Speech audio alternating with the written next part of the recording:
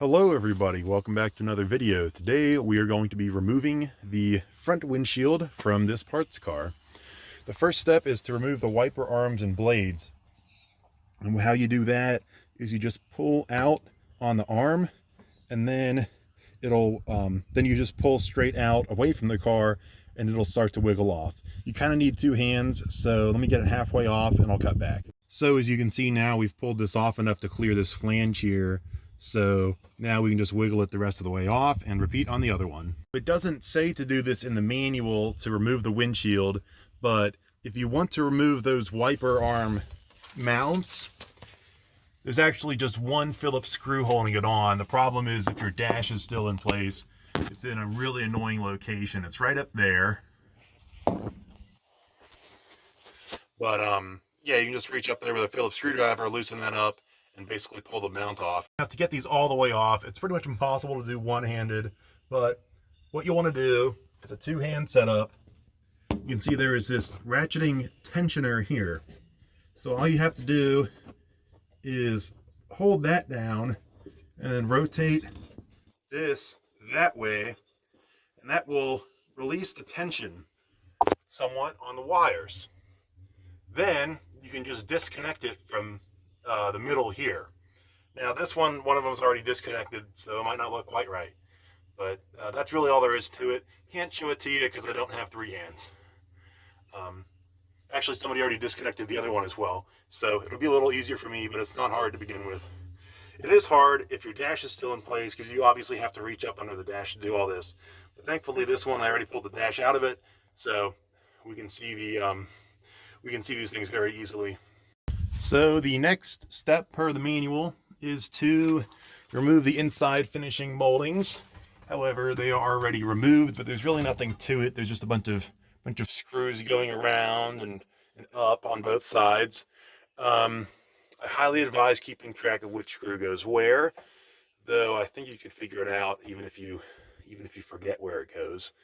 You also have to remove the rear view mirror, and there is one screw in particular that really does not like to come out, and unfortunately I do not have much good advice in terms of getting it out, because even if you drill it out, it's held in by this weird captive nut that you don't have any access to unless the headliner is gone. Actually, you don't even have access to it now because that's a box there. I'm not even sure how you could get access to it. You'd probably have to cut a hole. My camera. Probably have to cut a hole up here or something.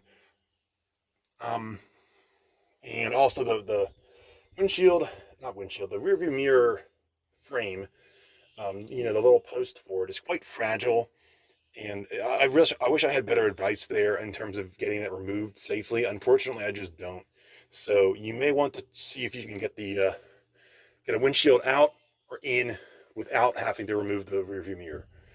That is what I would try first, honestly.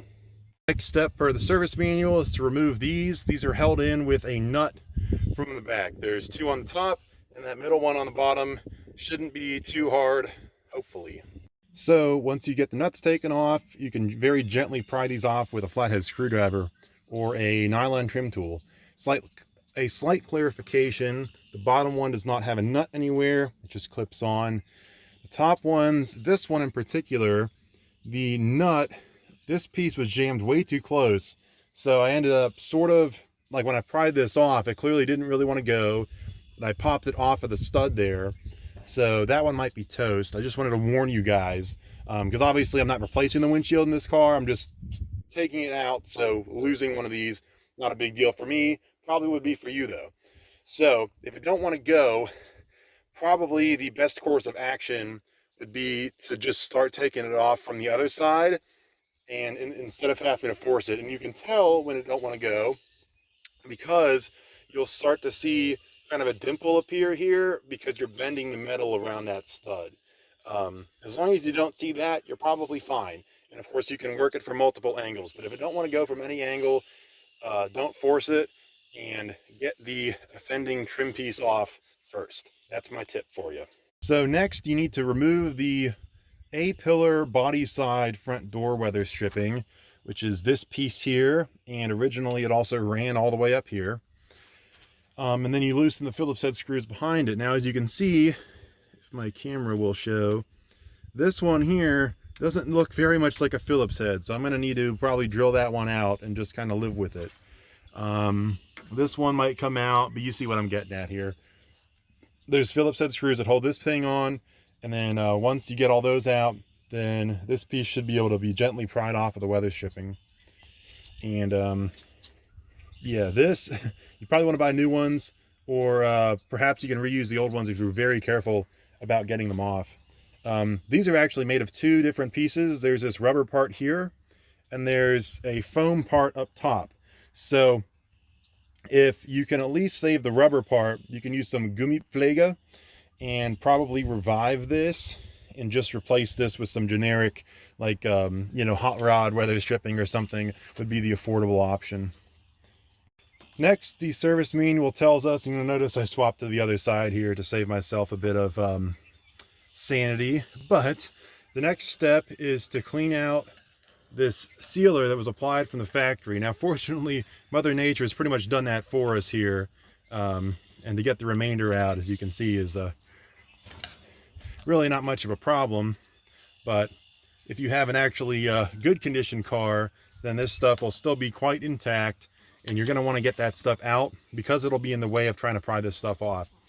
And then the service manual suggests that you start prying this stuff off at the top and then moving your way down to the lower portion there.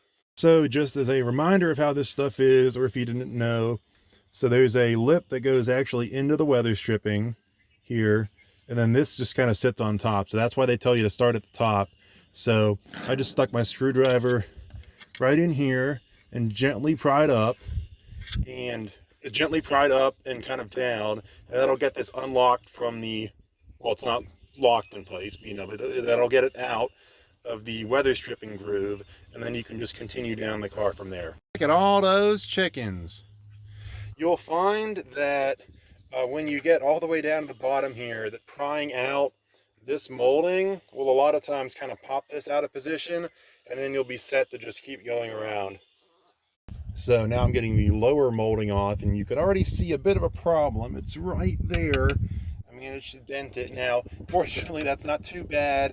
Once this piece comes off, this can be kind of ironed out without too big of an issue, but obviously you want to avoid that in the first place. So I've been a little bit more careful on the other side, and what I found, this was not me, by the way, that was there.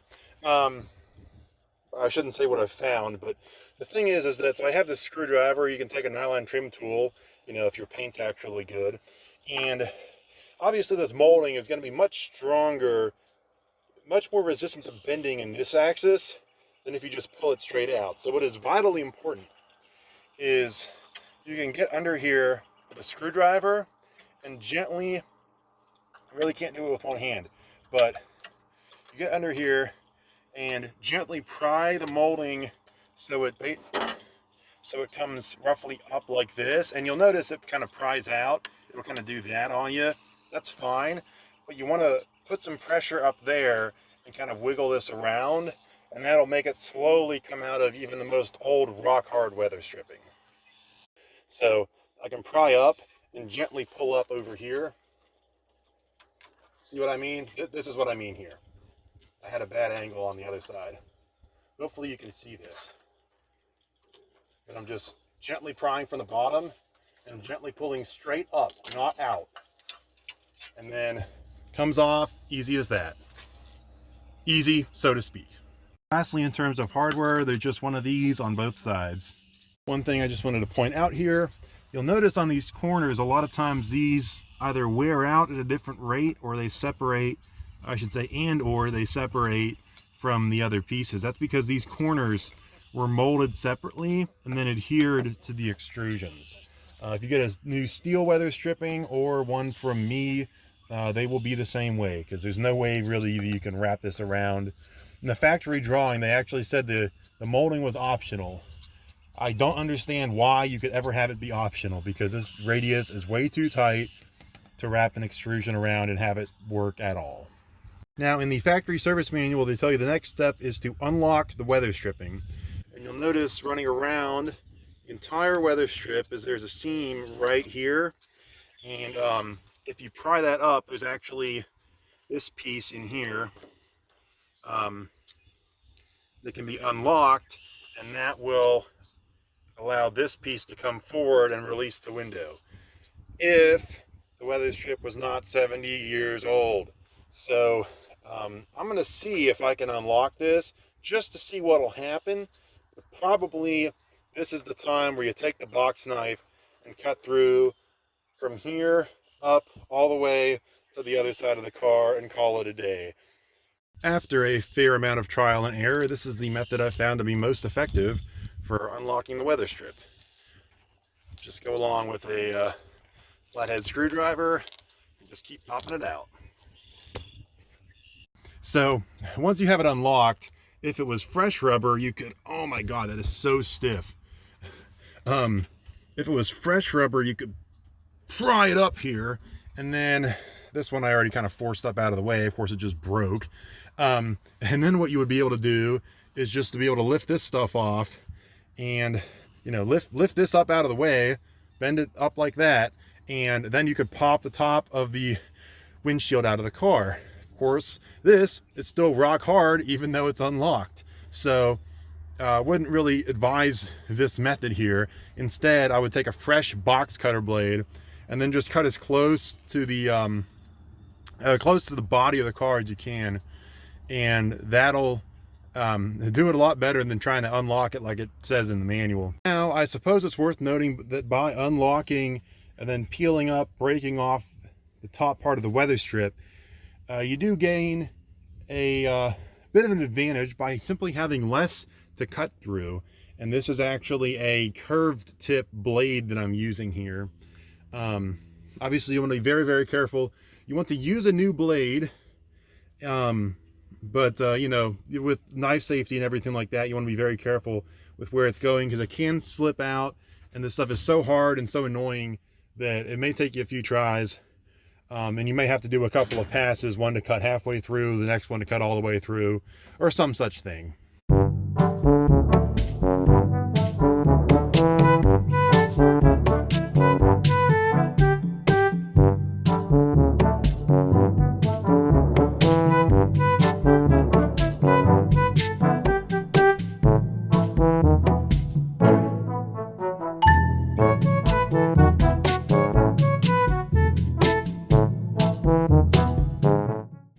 All right, so now with the aid of a helper or just you, there you go. Windshield is out.